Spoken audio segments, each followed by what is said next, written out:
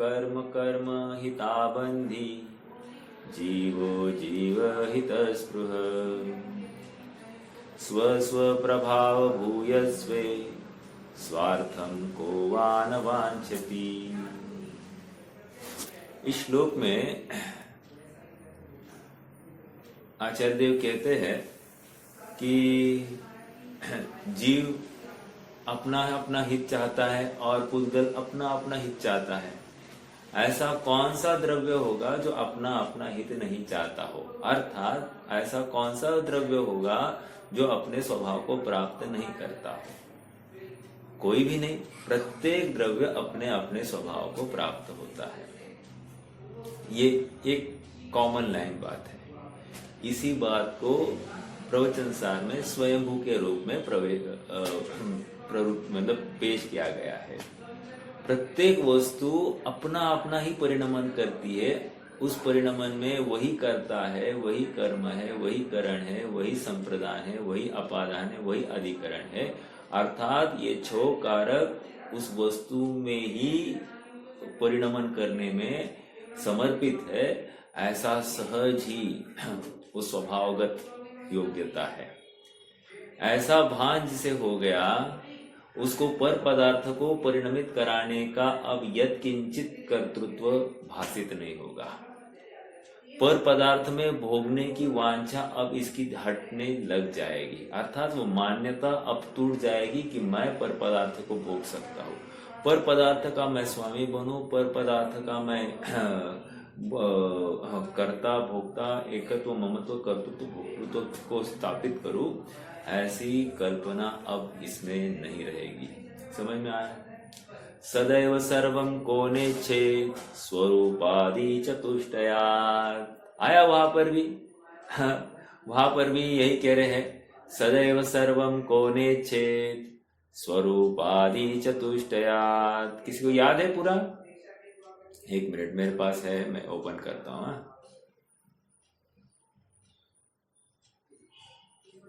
एक मिनट। हाँ, सदैव सर्वं को नेच्छेत् स्वरूपादि चतुष्टयात् असदेव विपर्यासान्न चेन्न व्यवतिष्ठते। अरे विपरीत कभी कार्य होता ही नहीं है। अर्थात चतुष्टय के बाहर कोई वस्तु जाती ही नहीं है। ऐसा सहज वस्तु का स्वभाव है। चतुष्टय मतलब द्रव्य क्षेत्र काल भावात्मक ही वस्तु होती है। अर्थात प्रत्येक वस्तु अपने चतुष्टय को प्राप्त होती है। और वो चतुष्टय को कैसे प्राप्त होती है? षट कारकीय व्यवस्था से प्राप्त होती है।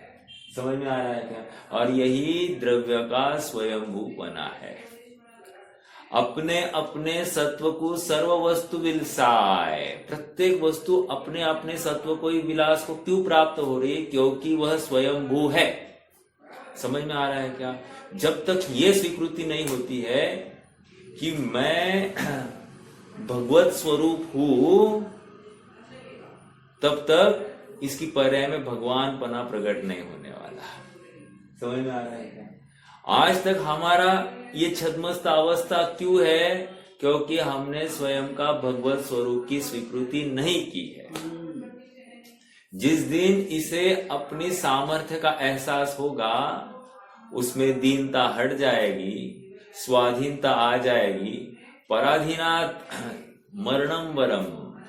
पराधीनता में यह एक समय के लिए मैं जी नहीं सकता, और स्वाधीनता में मुझे नरक भी मिल जाए तो भी मुझे आनंद है, लेकिन पराधीनता में मुझे स्वर्ग भी मिल जाए तो मुझे स्वीकृत नहीं है। कितनी बड़ी बात है। अर्थात यहाँ पर वो जो बल है वो आत्मानुभव का है, अर्थात स्वभाव की दृष्टि का है, स्वभाव के एहसास का है। एक साधारण ग्वाले को आचार्य देव ने कह दिया तेरा कभी नाश होता नहीं है। इतने बल पर सर्प काटने पर भी वो टस से मस नहीं होता है। कितने पैसे लाने चाहिए या क्या कौन सी स्कूल में विद्या अर्जन करनी चाहिए कि ऐसी बुद्धि सहजता से स्वीकार हो जाए। हमको जिनवाणी जिन वचन निरंतर उनका भड़ीमार हो रहा है कि तू शुद्ध है, तू ज्ञान स्वभावी है, तेरा कार्य तुझ में ही होता है, तू ही तेरे कार्य का करता है, तू ही करण है, तू ही संप्रदान है, तू ही अपादान है, तू ही अधिकरण है, ऐसा सब विश्वास, ऐसा सब सुनने पर भी इसे विश्वास क्यों नहीं हो रहा है? मेरा एक प्रश्न है, ये जो वचन निकल रहे हैं, ये जो जिन वचन निकल रहे हैं, इसको आप कैसे जान रहे हो? प्रश्न है मेरा। ये जो अपने जिन वचन निकल रहे हैं या जिन वाणी की जो चर्चा हो रही है, इसको आप कैसे जान रहे हो? कैसे जान रहे हो मतलब कानों से जान रहे हो या ऑडियो के माध्यम से जान रहे हो या ज्ञान से जान रहे हैं? ऐसा बिल्कुल ज्ञान से जान रहे हैं। ये जब तक स्वीकार नहीं हो रहा है तब तक हमारा मान का अभाव नहीं होता। मैं ऐसा विचार करूं कि मैं ही इस वचन का, इस वाणी का करता हूं, तो मेरा मान जाएगा नहीं। और आप यदि सुनो, ये सुनने का मैं करता हूं ऐसा मान के सुनते हैं, तो आपका मान जाएगा नहीं। ज्ञान से ही ज्ञान होता है, इंद्रिय से ज्ञान होता नहीं है। ये पहली शिक्षा यहाँ पर हो रही है। अर्थात इस ज्ञान अर्जन की प्रक्रिया का कर्ता, कर्म, करण, संप्रदान, अपादान, अधिकरण मैं स्वयं हूं, ऐसा स्वीकार जिसे होता है वही स्वयंभू को समझने में पात्र है। समझ में आ रहा है? जो अभी थोड़ा सा और, जिसको जिस समय में जो परिणाम हुआ है, क्रोध, मान, माया, लोभ, मिथ्यात्व वाला जो परिणाम हुआ है, उस समय में वो ज्ञान ही स्वयं अपनी योग्यता से मिथ्यात्व रूप परिणमित हुआ है। वो ज्ञान ही स्वयं क्रोध, मान, माया, लोभ रूप परिणमित हुआ है। ये जिसे स्वीकार हो जाता है तब उसको अपराध बोध भी ज्ञान में आ जाता है। समझ में आ रहा है? कहने की बात इतनी है कि वहां पर भी ज्ञान स्वतंत्रता से ही अपराध को प्राप्त होता है, स्वयं से प्राप्त होता है। किसी दूसरे ने उसको अपराधी नहीं किया है, उसको प्रेरित नहीं किया है। अर्थात हमने उस दिन कहा था ना, जैसे अपना बच्चा है, बच्चा कुसंगति में पड़ा है, तो माँ बाप क्या कहते हैं? ये नालायकों ने इसको बिगाड़ दिया है। अपना बच्चा स्वयं नालायक है ये स्वीकार नहीं करता है और दूसरों के बच्चों को वो नालायक कह रहा है, यही अपराध है। जिस दिन ये स्वीकार हो जाएगी कि ये कमजोर पड़ गया है, तभी तो जाकर वो उनसे प्रभावित हुआ है, तो औरों को दोष नहीं देगा, सुधार अपने बच्चे को करेगा। समझ में आ रहा है क्या? अपन ने अपनी लड़की को ब्याह दिया, ठीक है? ब्याहने के बाद में लड़की का कर्तव्य है कि वो उस घर के अनुरूप हो जाए। यदि अपनी लड़की उस घर रूप नहीं हुई, ये लड़की की प्रॉब्लम है, उसको यहाँ पर एक समय के लिए भी जगह नहीं देनी चाहिए। ये जिस माँ बाप को समझ में आया तभी उस लड़की का घर खड़ा होने वाला है, नहीं तो घर टूटे बिना नहीं रहेगा। मैं इतनी बात क्यों कर रहा हूं? इतनी बात इसलिए चल रही है क्योंकि वो स्वयं अपने कार्य का करता है। समझ में आ रहा है क्या? कर्ता, कर्म, करण, संप्रदान, अपादान, विपरीत परिणाम हुआ, वो जीव स्वयं विपरीतता को प्राप्त हुआ है। और स्वाधीन या स्वभाव अनुरूप परिणाम हुआ, वो जीव स्वयं ही उस स्वाधीन स्वभाव रूप परिणाम को प्राप्त हुआ है। ओके, यहां पर चर्चा प्रवचन सार में स्वाधीन परिणाम की तरफ है, स्वयं स्वभाव अनुरूप परिणाम की तरफ की है। पंचास्तिकाय में पराधीन परिणाम की भी चर्चा की है। समझ में आ रहा है? क्योंकि ये संसार अवस्था किसकी? तो ये जीव स्वयं ही विकार को प्राप्त हुआ है, किसी दूसरे का दोष नहीं है, अपना स्वयं का ही दोष है। समझ में आ रहा है क्या? मैं आज तक समझ रहा था कि इससे मुझे सुख होता है, इससे मुझे दुख होता है, लेकिन ये मेरा भ्रम था। इंद्रियों से ज्ञान होता है, ये भ्रम था। लेकिन आज समझ में आया है कि ज्ञान ज्ञान से होता है। ज्ञान ये है इसलिए ज्ञान हुआ, ऐसा भी नहीं है। फिर से, ये है इसलिए ज्ञान हुआ, ऐसा नहीं है। ज्ञान ज्ञान से हुआ है। ये कभी ज्ञान में प्रवेश नहीं कर गए हैं, ज्ञान में ही ऐसी अपनी योग्यता से उस रूप परिणाम हो गया है। ज्ञेय कभी प्रवेश करता नहीं, राग द्वेष अंदर नहीं, मतलब गाली प्रवेश नहीं करती है, कर्म प्रवेश नहीं करते हैं इस ज्ञान में। ज्ञान ज्ञान रूप ही बना रहता है। समझ में आ रहा है क्या? अर्थात जीव स्वतंत्रता से ही परिणमित होता है, इसलिए स्वतंत्र कर्ता, अर्थात जो स्वतंत्रता से परिणमित हो उसको ही कर्ता कहते हैं। जो पराधीनता से परिणमित होता है उसको कर्ता नहीं कहते। समझ में आ रहा है क्या? जीव स्वयं ही स्वतंत्रता से विभाव रूप या स्वभाव रूप परिणमित हो गया, इसलिए उसको ही कर्ता माना जा रहा है।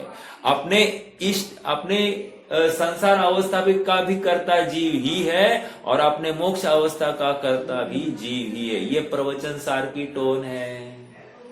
समझ में आ रहा है क्या? प्रवचन सार की टोन यही है, इसी भाषा में बात होगी।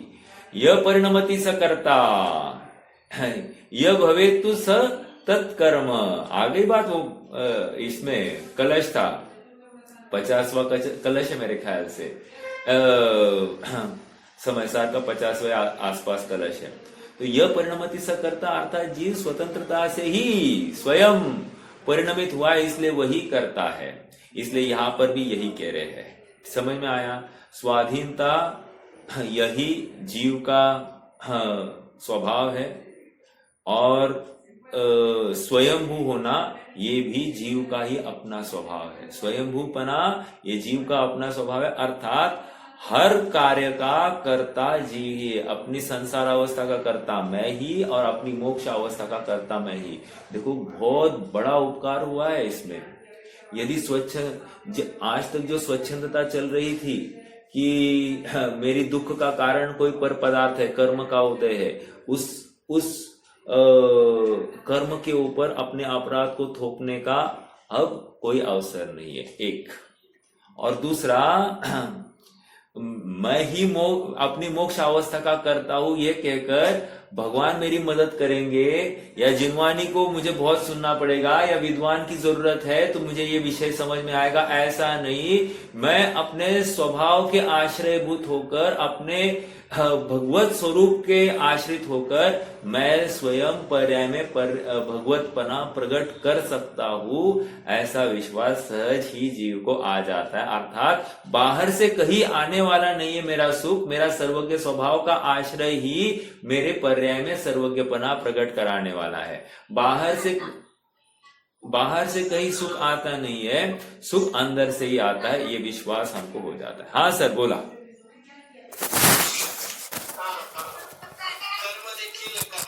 हाँ हाँ, बराबर। नहीं, लोक व्यवहार ऐसा चलता है कि कर्म उदय में ही जीव को ऐसा परिणाम हो रहा है, कितने पाप का उदय है जीव का, ऐसा हम कहते हैं। लेकिन ये बहुत स्थूल कथन है। मूल कथन, ज्ञान पर कथन ये है कि मैंने ही पूर्व में जो बोया था वही आज फला है। तो सूत्रधार कौन है? आप सूत्र देखो, द्रव्य की पूर्व कड़ी देखो तो उस पूर्व कड़ी में दिखाई दे रहा है कि मैं ही अपराध कर रहा हूं। समझ में आ रहा है क्या? आज मैं बहुत अच्छा हूं, आज मैं बहुत लोग परोपकार कर रहा हूं, लेकिन क्या मालूम सब मुझे आकर ठग ही जाते हैं। कोई मुझे मतलब मदद करने वाला का तो छोड़ दो, हर कोई आता है मुझे ठग के जाता है। अब मेरा प्रश्न है, आज तो मैं बहुत अच्छा हूं, तो क्यों ऐसा हो रहा है? तो मेरा भूतकाल की तरफ झांक कर देखो तो वहां पर दिखाई देता है मैंने तो बहुत अपराध किए थे, और उसी श्रृंखला में, उसी कड़ी में आज उनका उदय आया है। उस उदय में मुझे ये सब संयोग मिल रहे हैं। ये संयोग तो वहां पूर्व का अपराध आज वर्तमान में फला है, लेकिन वो उदय आया है ये कोई प्रॉब्लम नहीं है, कह रहे कर्म उदय आया ये कोई प्रॉब्लम नहीं, लेकिन इस कर्म उदय में मैं फिर से विकार को प्राप्त हुआ हूं, ये अपराध है। समझ में आया? अर्थात कर्म पर पदार्थ है, कर्म मुझे प्रभावित करने में समर्थ नहीं है। चाहे जैसे कर्म उदय हो, उस कर्म उदय में मैं उस कर्म उदय का आश्रय नहीं लूं, ऐसा स्वतंत्र स्वभाव मेरा है। एक उदाहरण देता हूं। पहले ही मैंने बताया था कि अपना बच्चा नशा करने लग गया है, और जब भी देखो, आज मेरी किसी से बात हो रही थी और वे कहने लग गए कि हमारी बहू जो थी उसने जब हनीमून के लिए चले गए तो उसने मेरे बेटे को शराब पीने के लिए इंसिस्ट किया। मतलब बहू ने बेटे को इंसिस्ट किया और फिर उसके हट को लेकर बेटे को शराब पीनी पड़ी। प्रश्न देखो, अभी ये सिचुएशन है। मेरा प्रश्न है, बेटे ने क्यों पीना? बेटा स्वयं कमजोर हुए बिना वो शराब पिएगा नहीं। एक वो कमजोर हुआ तभी जाकर उसने शराब पी है। बेटी ने बहू ने इंसिस्ट किया इसलिए उसने शराब पी ही नहीं है। हाँ, मतलब कहने की बात इतनी है कि अपराध अपना ही है। अभी इसमें पूर्व कर्म का उदय भी तो है ही, लेकिन वर्तमान में ये कमजोरी से युक्त परिणमित हुआ है ना जो जीव, ये उसका अपना स्वतंत्र अपराध है और उसका दंड उसको मिलेगा भविष्य में। लेकिन अभी जो आकुलता हुई है, जो कषाय हुई है, जो विकारी परिणाम हुए हैं, ये जीव के अपने स्वतंत्र है। समझ में आ रहा है क्या?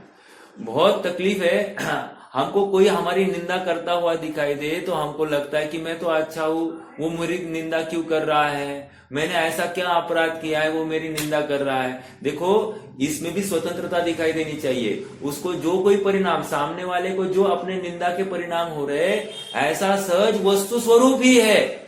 उस पात्र का ऐसा ही परिणमना है, यही उसका स्वभाव है, उसके द्रव्य का स्वभाव यही है। इस समय की योग्यता अगर देखेंगे तो उस द्रव्य का ऐसा ही परिणमन दिखा है केवल ज्ञान में। जब ये विश्वास हो जाता है तो हमारी आकुलता मिट नहीं चाहिए। हमको ऐसा उसकी हमारी निंदा बंद हो जाए, ऐसा भाव भी आना हमारा अपराध बोध है। समझ में आ रहा है क्या? क्योंकि वो जो मेरे ज्ञान में झलक रहा है, इससे मेरे ज्ञान में कुछ कम ज्यादा हुआ नहीं है। मेरा ज्ञान जो का त्यों भरपूर है। ज्ञान दर्पण में झलकने से मुझे क्या तकलीफ हुई है? ज्ञान दर्पण का परिणमन विकारी एक गाली रूप परिणमन हुआ है, तो इसमें ज्ञान ही का तो मटेरियल लगा है, इसलिए कोई फर्क नहीं पड़ता है। ऐसा इस विश्वास के बल पर जीव को स्वाधीनता ख्याल में आती है, वो विकार को प्राप्त होता नहीं है, और जो विकार को प्राप्त होता नहीं है वही आगे चलकर सर्वज्ञ स्वभाव को प्राप्त होता है। समझ में आ रहा है क्या? अर्थात अपने ज्ञान स्वभाव का, अपने स्वयंभू स्वभाव का जिसे निर्णय हो गया है वही सुखी हो सकता है। जिसे अपने स्वभाव का निर्णय नहीं है वो सुखी नहीं हो सकता। हर कार्य का जिम्मेदार स्वयं को समझो। और देखो, मान लो कोई मुझे त्रस्त कर रहा है, लेकिन मैं त्रस्त हो रहा हूं ना, ये मेरा त्रस्तपना, ये मेरा अपराध है।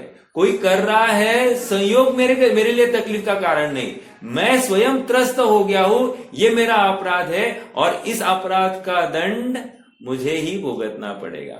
मैं कह रहा था ना कि हमारी माता जी ना, उनको ना आवाज बहुत पसंद नहीं है।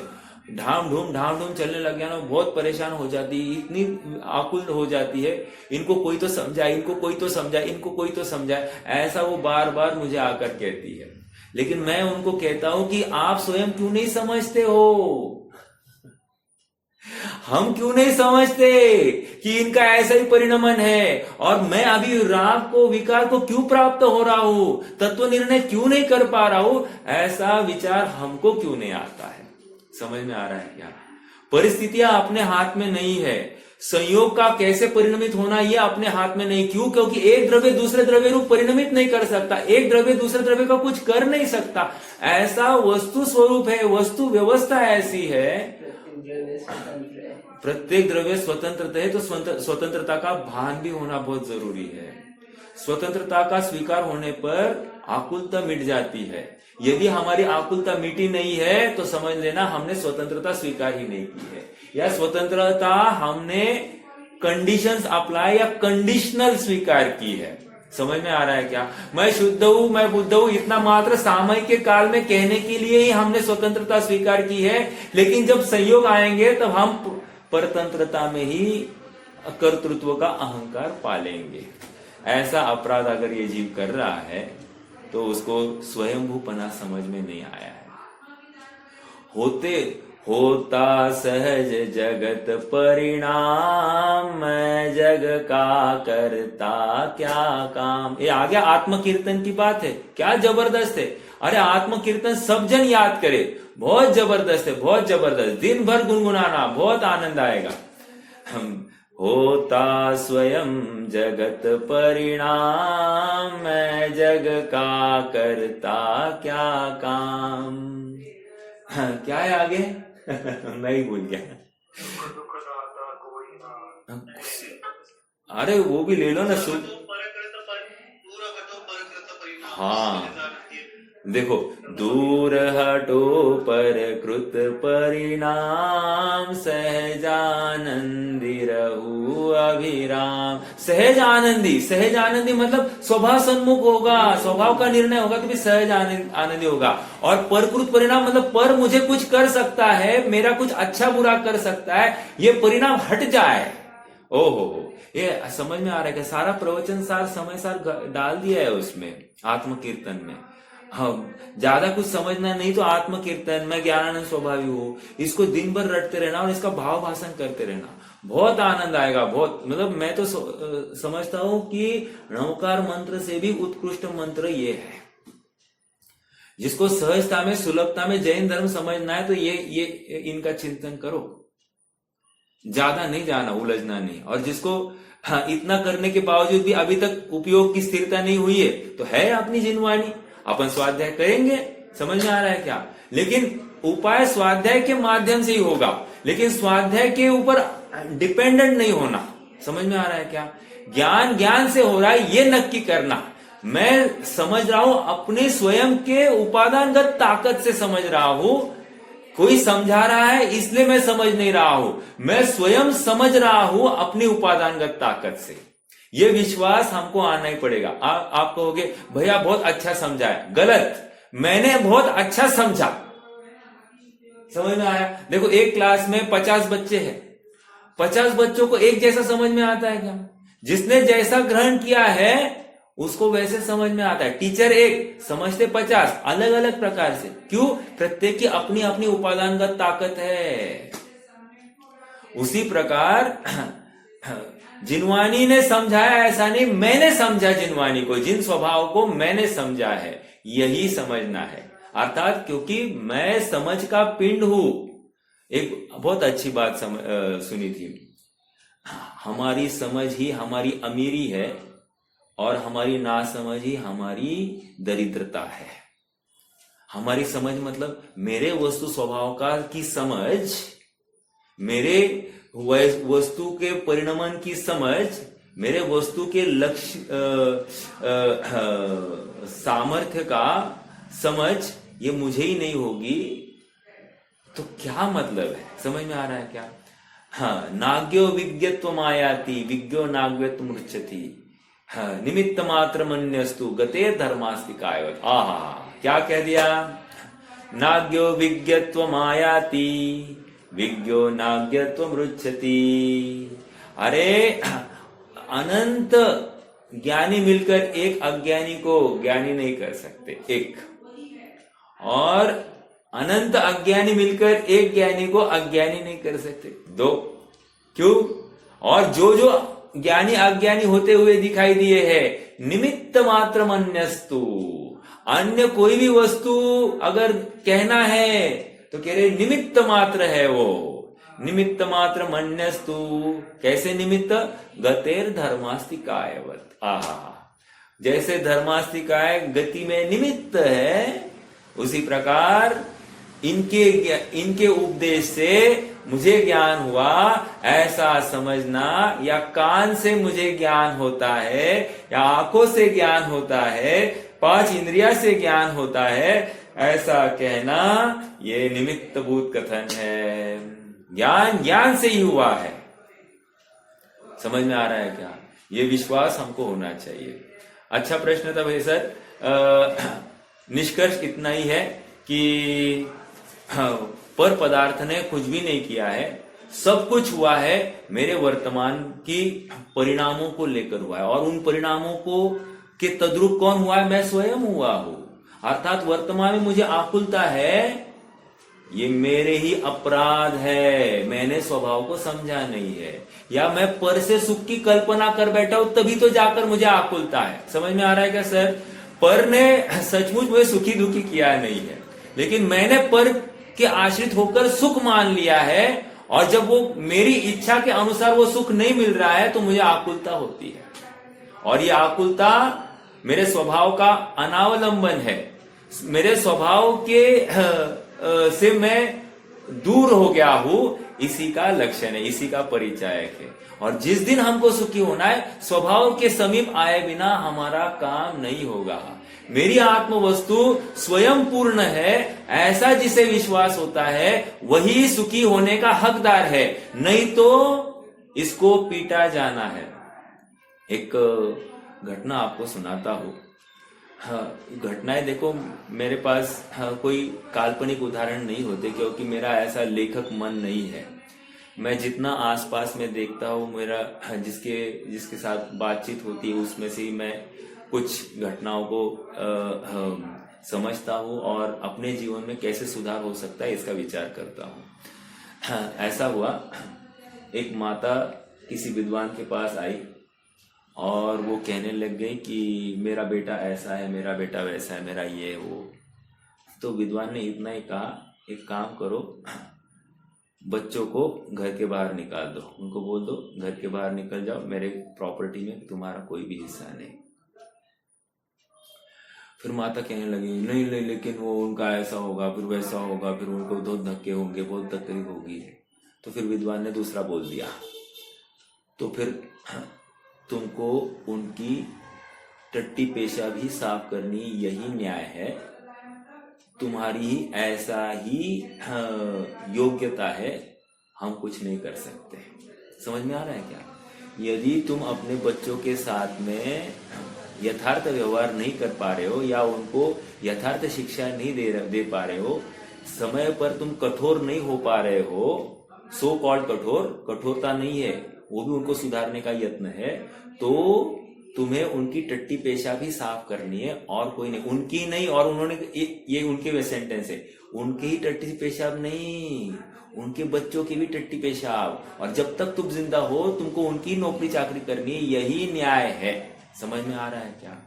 और हाँ, सच कहूं, उस विद्वान के वचन वैसे के वैसे ही उन माता ने अपने बच्चों को नहीं छोड़ा, और उनको जीवन भर अपने बच्चों का ही ख्याल रखना पड़ा, बच्चों को ही पोसना पड़ा, और उनको लेकर ही वे मरण को प्राप्त हुए, उनके निमित्त को प्राप्त होकर ही वे मरण को प्राप्त हुए। अर्थात समझने की बात इतनी है कि वस्तु स्वरूप जिसे स्वीकार नहीं है, वो आगे नहीं बढ़ सकता, वो सुखी हो नहीं सकता।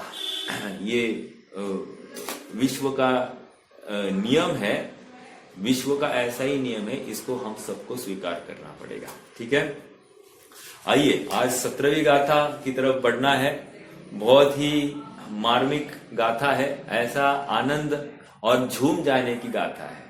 देखो, जितना इसमें रस परिपाक आएगा, उतना समझना कि हमको आत्म वस्तु अच्छी लगने लगी है। समझ में आ रहा है क्या? आत्म वस्तु अच्छी लगने लगी है, ये हमको विचार आता है। देखो, गाथा पढ़ते हैं। भंग विहूणो य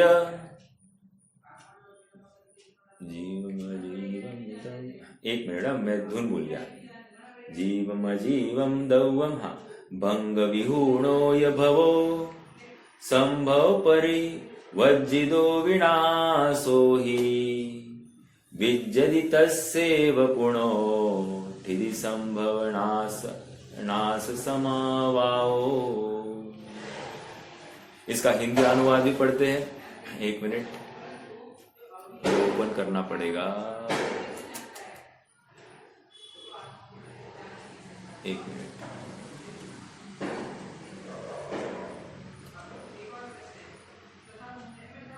एक मिनट 49।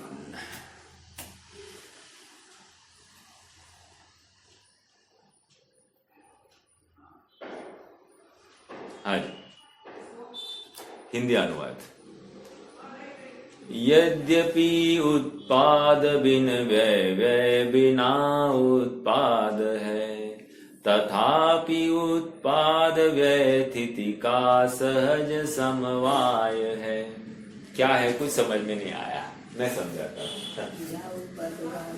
नहीं, यहाँ पर ये समझा रहे हैं कि चर्चा चल रही है सर्वज्ञता की। शुद्धोपयोग अधिकार है, शुद्धोपयोग अधिकार में सर्वज्ञ, शुद्धोपयोग से ही सर्वज्ञपना प्रकट हो गया है। और अब कह रहे हैं कि कैसा है वो सर्वज्ञ अवस्था, या कैसा है वो केवल ज्ञान अवस्था, कैसा है वो सिद्ध अवस्था। तो कह रहे हैं वो अवस्था ऐसी है जिसका ऐसा उत्पाद हो गया है कि उसका कभी नाश नहीं होगा, एक। और दूसरा कह रहे हैं और ऐसा नाश हुआ है, पूर्व अवस्था का ऐसा नाश हुआ है कि जिसका कभी उत्पाद नहीं होगा। समझ में आया? एक मिनट रुको। ये कह रहे हैं कि सिद्ध भगवान ने सिद्ध अवस्था ऐसी प्रकट की है कि अब पुनः संसार अवस्था का प्रकट ही नहीं होगी, एक। और संसार अवस्था का ऐसा नाश हुआ है, सॉरी, सिद्ध अवस्था का ऐसा उत्पाद हुआ है कि संसार अवस्था पुनः प्रकट नहीं होगी। मैंने एक ही बात कही क्या? हाँ, संसार अवस्था का ऐसा नाश हुआ है कि सिद्ध अवस्था, ऐसा नाश हुआ है कि सिद्ध अवस्था प्रकट हो गई, और सिद्ध अवस्था का ऐसा उत्पाद किया है कि संसार अवस्था का अब नाश हो गया है। समझ में आया? नाश हो गया मतलब हमेशा के लिए नाश हो गया है। देखो, यद्यपि प्रत्येक समय की एक समय की पर्याय है, अर्थात सिद्ध अवस्था भी एक समय की, केवल ज्ञान अवस्था भी एक समय की, बट उसकी कंटिन्यूटी, उसकी निरंतरता ऐसी है कि अब कभी इसमें छद्मस्त अवस्था नहीं दिखाई देगी, संसार अवस्था नहीं दिखाई देगी। इस अपेक्षा से कह दिया कि ऐसा उत्पाद, समझ में आया, और ऐसा नाश, ये इस अपेक्षा से कहा गया है। तो ये सर्वज्ञता की महिमा गाई जा रही है। देखो, हाँ, अपन फिर से गाथा का भाव भी पकड़ने की कोशिश करते हैं। भंग विहूणो य भवो, भंग मतलब नाश, नाश युक्त य भवो, नाश युक्त ही उत्पाद है, सॉरी, नाश रहित ही उत्पाद है। आई एम वेरी सॉरी, फिर से, नाश रहित उत्पाद है, एक। संभव परिवज्जितो विनाशो ही, संभव अर्थात उत्पाद, परिवर्जित अर्थात उत्पाद रहित ही विनाश हुआ है। समझ में आया क्या? फिर से, नाश रहित उत्पाद, एक। उत्पाद रहित नाश, दो। अभी मेरा प्रश्न है आप सबसे, नाश रहित उत्पाद मतलब क्या? नाश रहित उत्पाद मतलब किसको कह रहे हैं?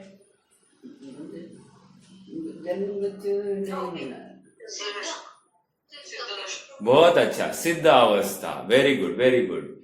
प्रकरण के साथ में चलना, अपना विकल्प नहीं दौड़ाना, प्रकरण जो चल रहा है उसके साथ में चर्चा है। और संभव मतलब उत्पाद रहित नाश, किसका हो गया है ऐसा उत्पाद रहित नाश? संसार अवस्था। बहुत अच्छा, वेरी गुड, वेरी गुड। तो ये अपने को थियरी, हाँ, सिद्ध अवस्था का ऐसा उत्पाद कि कभी नाश नहीं होगा, और संसार अवस्था का ऐसा नाश कि कभी उत्पाद नहीं होगा। समझ में आया? ये पहली लाइन हो गई। विज्जति तस्यैव पुनो ठिदि संभव नासमवाओ। क्या कह रहे हैं? हाँ, लेकिन ऐसा होते हुए भी विज्जति तस्यैव पुनो, अर्थात तथापि उत्पाद, व्यय और द्रव्य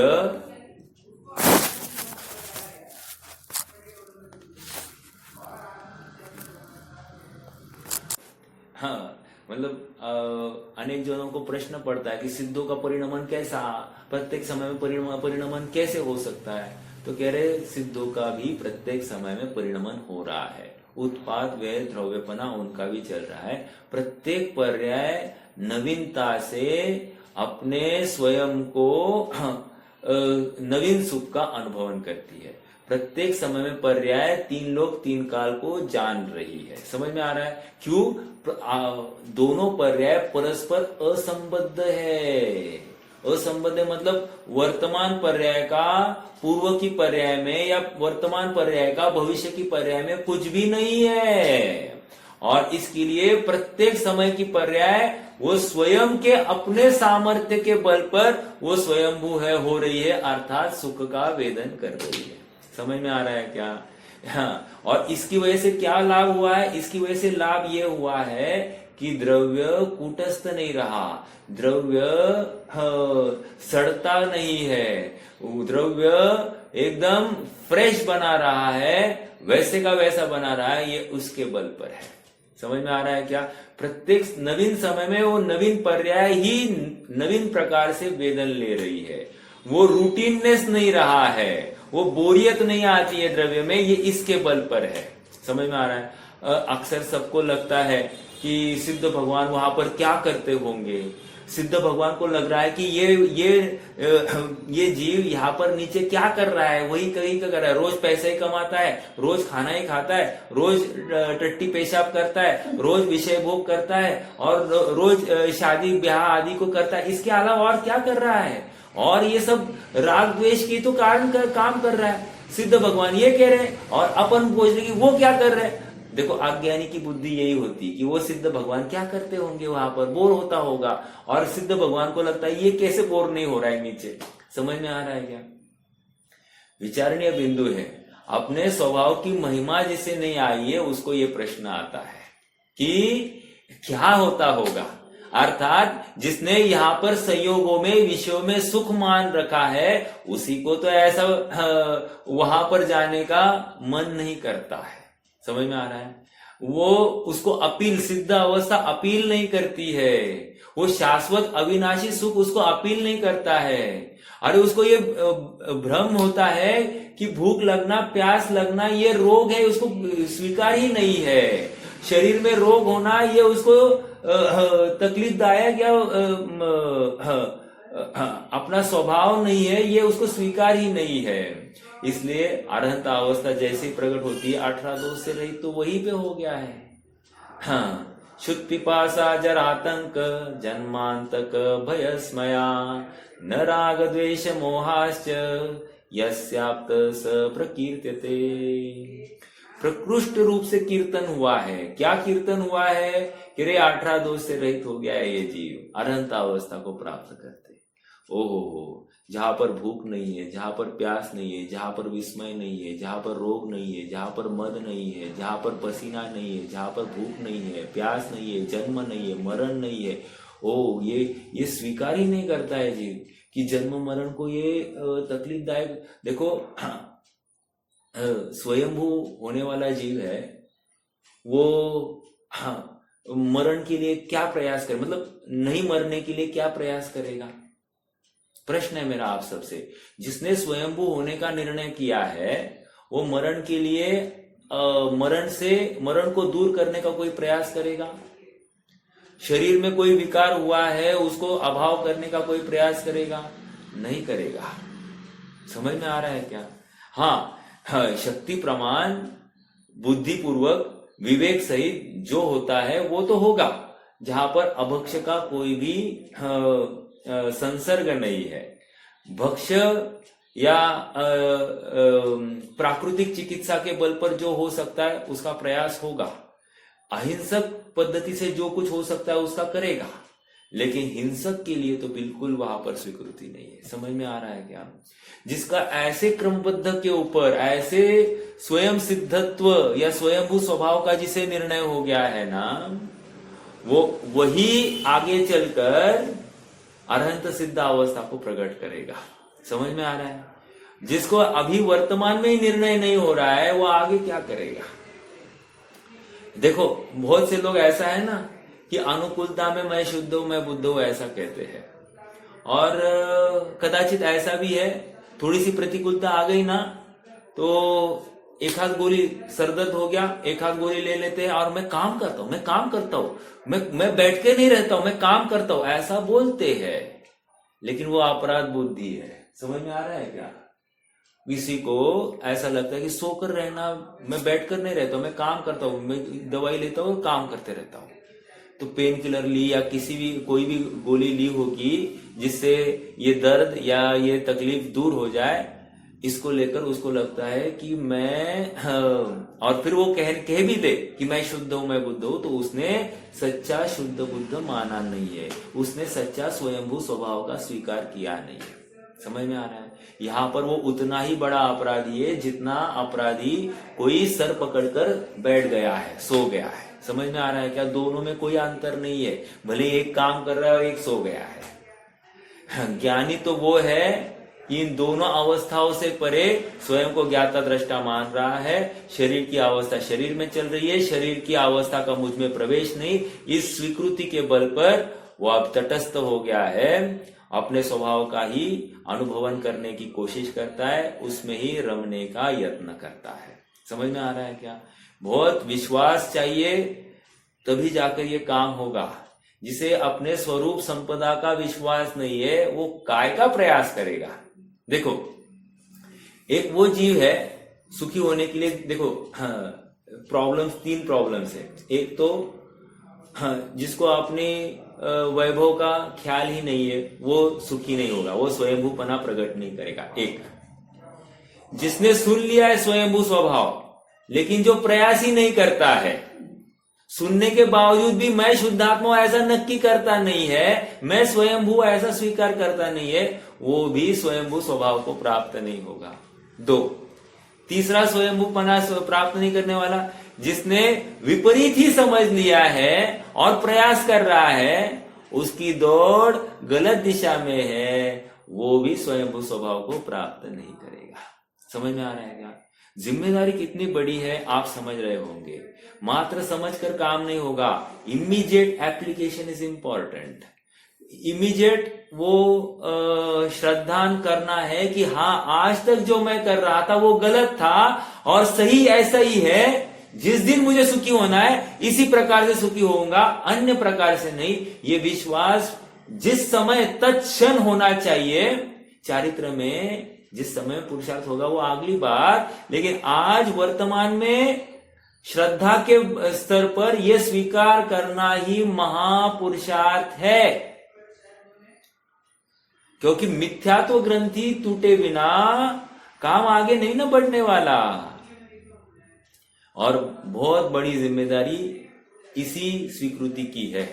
जिस दिन ये स्वीकार हो जाएगी फिर काम उसके आगे भविष्य में हो जाएंगे, लेकिन आज ये स्वीकार ही नहीं कर रहा है। और क्या कहता है, देखो फिर कहता है कि अभी तो हम संसार में हैं, अभी तो हमको व्यवहार का अर्चन करना पड़ता है, व्यवहार निभाना पड़ता है, पापी पेट का सवाल है। ऐसे अनेक बच्चों की जिम्मेदारी, इसकी जिम्मेदारी, उसकी जिम्मेदारी, सबका भार इसने अपने माथे पर ले लिया है। समझ में आ रहा है क्या? किसी को पूछा जाए भाई तू क्यों कमा रहा है? बच्चों के लिए। हाँ, किसी को पूछा जाए तू क्यों खा रहा है? भूख लगती है, पेट के लिए, शरीर स्वस्थ रखने के लिए। समझ, ये सब अपराध है। हमारा खाना पीना, उठना बैठना सब कुछ आत्मा के लिए होना चाहिए। अर्थात शरीर का पोषण भी करना है तो आत्मा से, आत्मा के लिए अनुकूल हो तो ही पोषण करना, अगर आत्मा के लिए प्रतिकूल हो तो नहीं करना। समझ में आ रहा है क्या? बहुत लोग ऐसा कहते हैं शरीर स्वस्थ होगा तो ही तो धर्म कर पाएंगे, और जीवन भर धर्म का लवलेश नहीं, उनके मतलब परिणति धर्म रूप परिणति से नहीं हो रही है। तो कारण क्या है? वो छल कर रहा है। समझ में आ रहा है क्या? बहुत विचारणीय बिंदु है। हाँ, तो अनंत अवस्था जो प्रकट हुई है या सिद्ध अवस्था जो प्रकट हुई है, ऐसा उत्पाद हुआ है कि उसका कभी भी नाश नहीं होगा। ये चाहते हैं ना अपन कि वो कायम रहे। जैसे हम लोक में चाहते हैं कि नहीं, ये धन संपदा ये सब कायम रहे। क्यों? ये अनुकूलता अच्छी लगती है ना। वहां पर इंद्रियातीत अनुकूलता है, विषयातीत अनुकूलता है। हाँ, वो अनुकूलता का जाति ही अलग है, विलक्षण है, वो कायम रहने वाली, ऐसा हमको विश्वास दिलाया जा रहा है। समझ में आ रहा है क्या?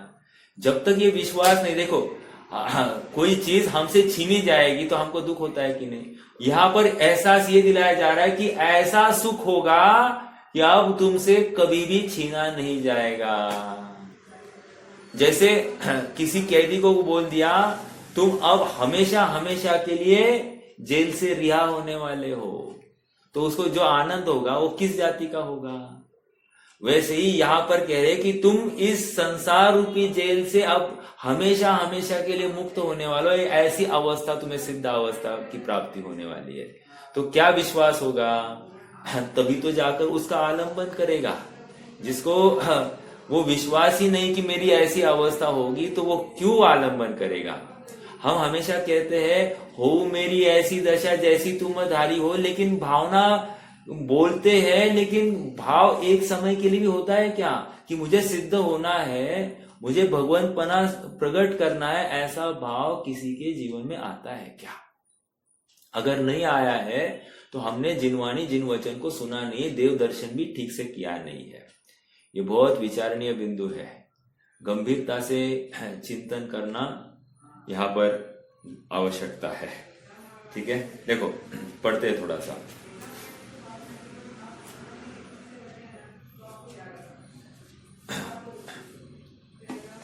देखो थोड़ा सा और थोड़ा सा, हाँ, या पढ़ लेते हैं चलो।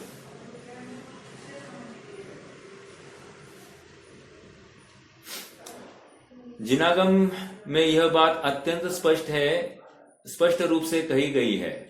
मिल रहा है सबको? Page number 101।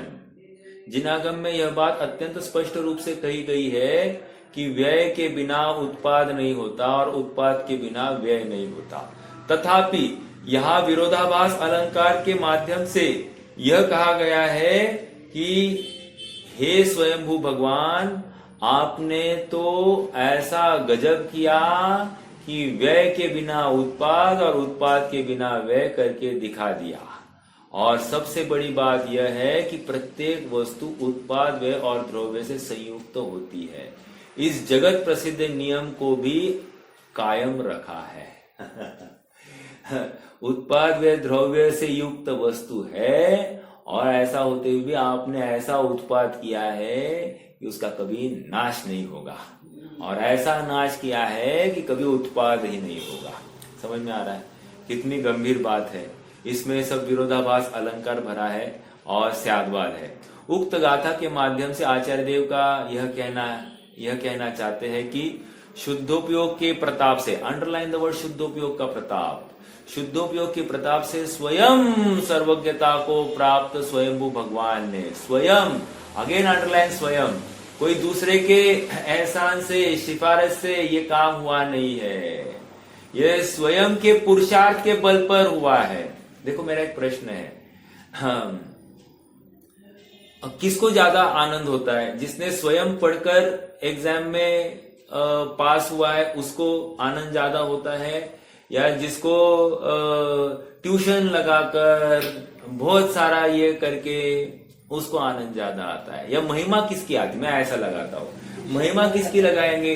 बिना ट्यूशन के गरीब अवस्था में रहने वाला जीव भी पास हो जाए, और कोई करोड़पति बच्चा है और वो बहुत सारे ट्यूशन लगाकर उसको दिन रात समझा कर पढ़ा कर उसको पास कराया गया है। किसका ज्यादा बहुमान है? कह रहे बहुमान जो प्रतिकूलता में स्वयं के बल पर आगे बढ़ा है उसका बहुमान है। ऐसा ही यहाँ पर कह रहे हैं सिद्ध अवस्था जिसको प्रकट हो गई है स्वयं के बल पर हुई है, और इसलिए उसका आनंद विशेष है। समझ में आ रहा है क्या? जिसने पर के आश्रित होकर कल्पना की है सचमुच वो सुख को प्राप्त ही नहीं होगा। यहाँ पर तो ये समझा रहे हैं। कदाचित लोक में तो वहां पर भी आनंद करते हुए दिखाई देंगे, मैं विरोध नहीं करता हूं, क्योंकि आनंद तो काल्पनिक वस्तु है, वहां वो जो लौकिक आनंद है वो काल्पनिक वस्तु है, अपने कल्पना में हमने खड़ा किया है। ऐसा हुआ तो मैं सुखी, ऐसा हुआ तो मैं दुखी, तो ऐसा हुआ उसकी इच्छा के अनुसार तो वो सुख को अनुभवन करता है, नहीं हुआ अपनी इच्छा के अनुसार तो दुख का अनुभवन करता है। लेकिन यहां पर इच्छा से अतीत जब ये जीव होता है तब जाकर ये स्वयंभू होता है। समझ में आ रहा है क्या?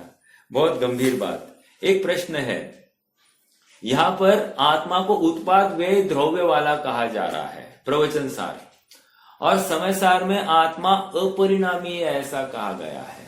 मैंने इसकी चर्चा की थी, फिर से यहां पर मैं बार बार पूछूंगा इसलिए क्योंकि ये कंसेप्ट क्लियर होना है हमारा कि प्रवचन सार का आत्मा सही है या समय सार का आत्मा सही है, या यूं कहूंगा कि प्रवचन सार का आत्मा कौन सा दिखाया जा रहा है और समय सार का आत्मा कौन सा दिखाया जा रहा है।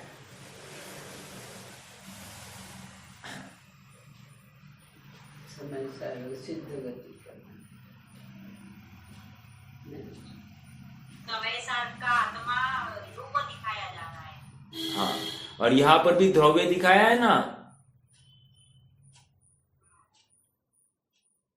लेकिन यह आत्मा उत्पाद व्यय सहित दिखाया गया है, वो आत्मा उत्पाद व्यय रहित दिखाया गया है। समझ में आ रहा है क्या? वो अपरिणामी आत्मा दिखाया है और यहां पर परिणामी आत्मा दिखाया जा रहा है। दोनों आत्मा फर्क है क्या? नहीं, फर्क कोई नहीं है। ये प्रमाणात्मक आत्म वस्तु दिखाई जा रही है। उत्पाद व्यय द्रव्य युक्तम सत कहकर यहां पर वस्तु सत्य परक दिखाई जा रही है, अर्थात वस्तु परक सत्य प्रवचन सार में दिखाया है और प्रयोजन परक सत्य समय सार में दिखाया है। वहां पर अपरिणामी है ऐसा कहते हुए प्रत्येक समय में परिणामी है, और यहां पर परिणम रहा है ऐसा कहते हुए भी ऐसा नहीं परिणमता कि अन्य द्रव्य रूप हो जाता है। समझ में आ रहा है क्या?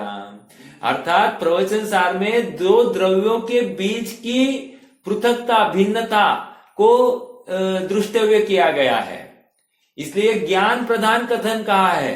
प्रवचन सार का जो आत्मा है, प्रवचन सार की जो शैली है ये ज्ञान प्रधान शैली है, और समय सार की जो शैली है वो दृष्टि प्रधान शैली है।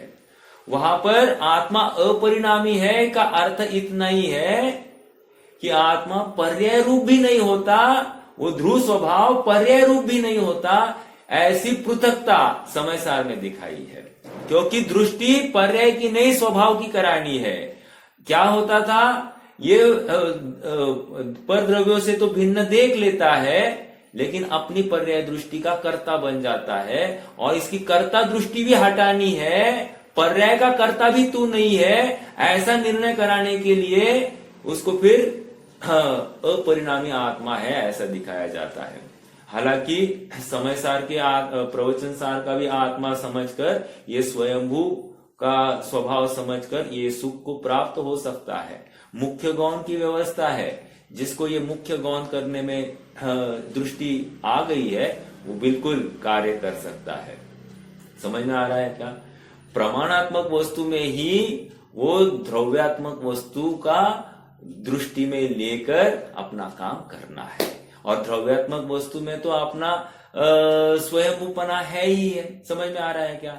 कर्ता कर्म करण संप्रदान अपादान अधिकरण ये सब मैं ही हूं, ये जब उसे समझ में आ जाएगा तब उसको बाहर में किसी भी चीज की तलाश नहीं होगी, बाहर से सुख की कल्पना ही नहीं करेगा। मेरा बेटा, हाँ, मैं मेरे बच्चे को हमेशा कहता हूं, मेरा नाम करेगा रोशन, जग में मेरा राज दुलारा, मैं ऐसा हमेशा उसको कहता हूं। लेकिन इमीडिएटली मैं स्वयं को भी ये कहता हूं कि ये मेरा नाम रोशन करेगा, इसमें मेरा सुख नहीं है, मेरा सुख मेरे में है। ये जब तक हमको स्वीकार नहीं होता है तब तक हम आगे नहीं बढ़ेंगे। समझ में आ रहा है क्या? बच्चे ने अब नाम रोशन कर दिया तो इसमें मेरा क्या हो गया, है ना? मेरा कुछ भी बड़ा नहीं है, और बच्चे ने मेरा नाम खराब कर दिया तो मेरा क्या नुकसान हुआ? मेरा कुछ भी खराब नहीं हुआ। ये पर सापेक्षता की बुद्धि हट जाती है, ये समय सार, ये प्रवचन सार की दृष्टि है। दो द्रव्य अपने आप स्वयं में वे पृथक है, एक दूसरे में कुछ भी करने में समर्थ नहीं है, ऐसा विश्वास जिसे हो जाता है वही सुखी हो सकता है। समझ में आ रहा है क्या? हाँ बोलिए ना। अपरिणामी जो सुनिए, अपरिणामी जो समय सार का आत्मा कहा गया है, सचमुच वो परिणामी ही है, लेकिन अपरिणामी इसलिए कह रहे हैं क्योंकि वैसे का वैसा, वैसे का वैसा, वैसे का वैसा, वैसे का वैसा, जानन जानन जानन, प्रत्येक समय में जानन जानन जानन है ना, अन्य कुछ नहीं है, विशेषता कुछ भी नहीं है, इसलिए उसको अपरिणामी कह दिया।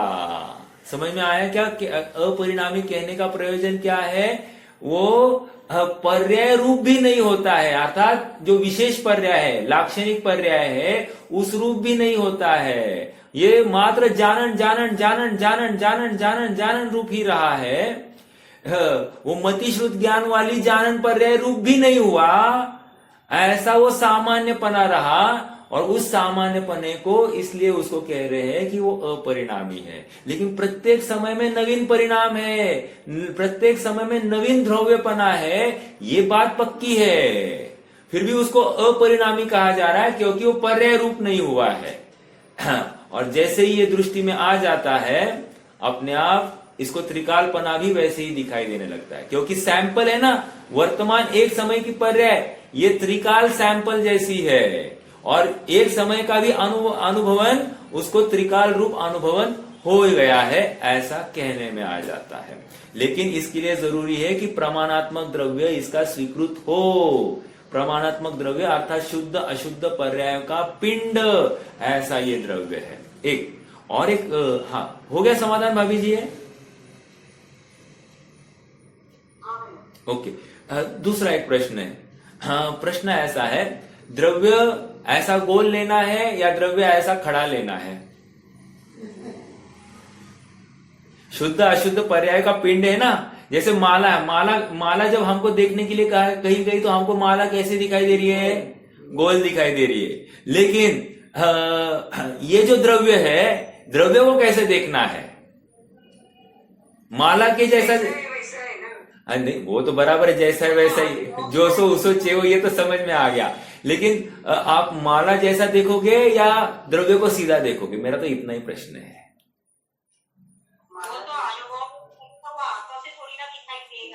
अरे अनुभव में ही लेना है ना, लेकिन दृष्टि में पहले नक्की तो करना पड़ेगा ना अपने को, आत्मा कैसा है, गोल है या सीधा है। आप प्रश्न नहीं समझ रहे।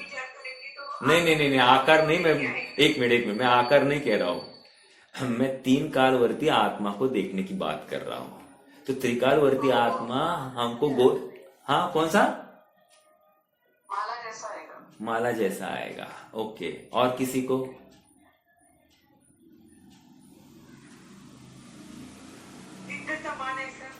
नहीं, मेरे दो ही प्रश्न है, सीधा देखना है या माला जैसा देखना? माला जैसा राउंड मतलब गोल देखना या एंडलेस वर्टिकल देखना, मेरा ये प्रश्न है।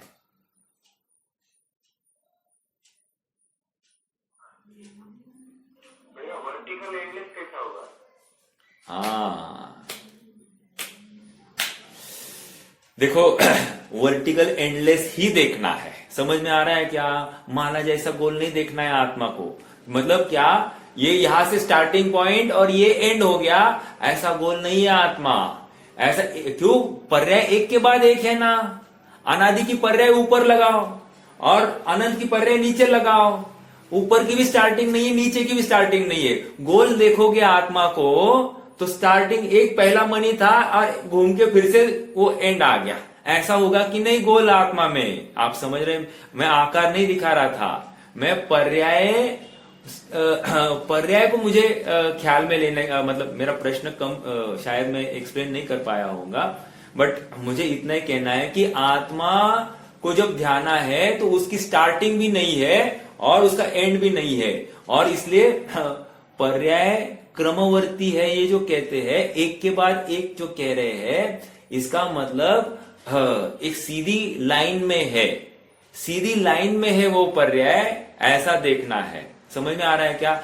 इमेजिनेशन है, द्रव्य की ऐसे लाइन लाइन लाइन लाइन करके पर्याय पर्याय पर्याय नहीं, जैसे एक नॉलेज आपके ज्ञान में आत्मा का कोई ऐसा स्टार्टिंग और एंड देखना नहीं है, क्योंकि उदाहरण है ना, उदाहरण आगे चलकर वो माला का दिया जाने वाला है 80वीं गाथा में, तो वहां पर भ्रम खड़ा हो जाता है कि ये माला का उदाहरण है द्रव्य के साथ में, अपने आत्मद्रव्य के साथ में रिलेट करना है, तो वो कैसे होगा, तो इसलिए मैंने ये एक्सप्लेनेशन दिया। कितने जनों को समझ में आया? भ्रांति नहीं पालना, मतलब मैं एक्सप्लेन कर नहीं पाया होगा तो आप प्रश्न करना फिर से।